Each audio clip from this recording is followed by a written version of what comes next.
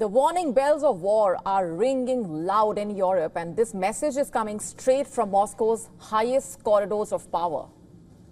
Russia appears to be bracing for a direct confrontation with NATO, not a Cold War, not a diplomatic spat, but an actual military face-off. Russian President Vladimir Putin's top spy chief has publicly accused the NATO of increasing its military activity in the border areas surrounding both Russia and Belarus.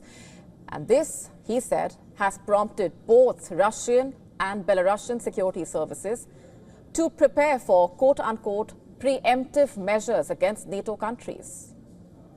While holding talks with the Belarusian president, the head of Russia's SVR Foreign Intelligence Service has said, and I'm quoting here now, "We feel and see that European countries, especially France, Britain and Germany, are increasing the level of escalation around the Ukrainian conflict. So we need to act preemptively. We are ready for this," quote-unquote. And the spy chief further said that Russia would inflict quote-unquote damage on the entire military alliance if NATO threatens Moscow or Belarus, adding that Poland, Lithuania, Latvia, Estonia would be, in his words, the first to suffer. Remember, in April 2022, Russian bombers and fighters practiced delivering surgical strikes in drills in the Baltic region. The drills involved over 10 crews of Su-24M and Su-27 aircraft. But why is Narishkin saying all of this really?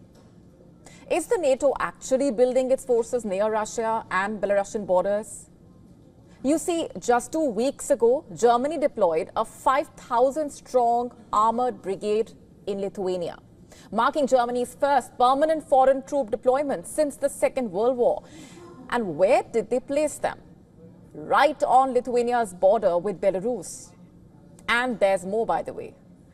Poland and the Baltic states like Estonia, Latvia, Lithuania announced plans to withdraw from an international treaty banning the use of landmines, citing growing threats from Russia. And in mid-February, Finland and American troops carried out massive drills preparing for a winter war near the Arctic region. And just earlier today, the Finnish government decided to keep the border with Russia shut until further notice, without specifying any further details.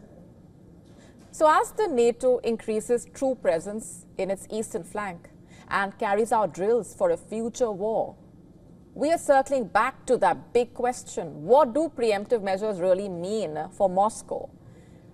Just last December, Belarus's president said the country is hosting dozens of Russian nuclear weapons and was in the process of preparing facilities that could accommodate Russia's latest hypersonic ballistic missiles. And just last Friday, Putin said Russia's naval-based nuclear weapons have been completely modernized. You have to listen to this.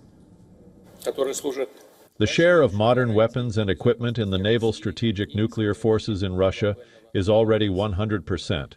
And I would like to emphasize that this figure must be maintained in the future.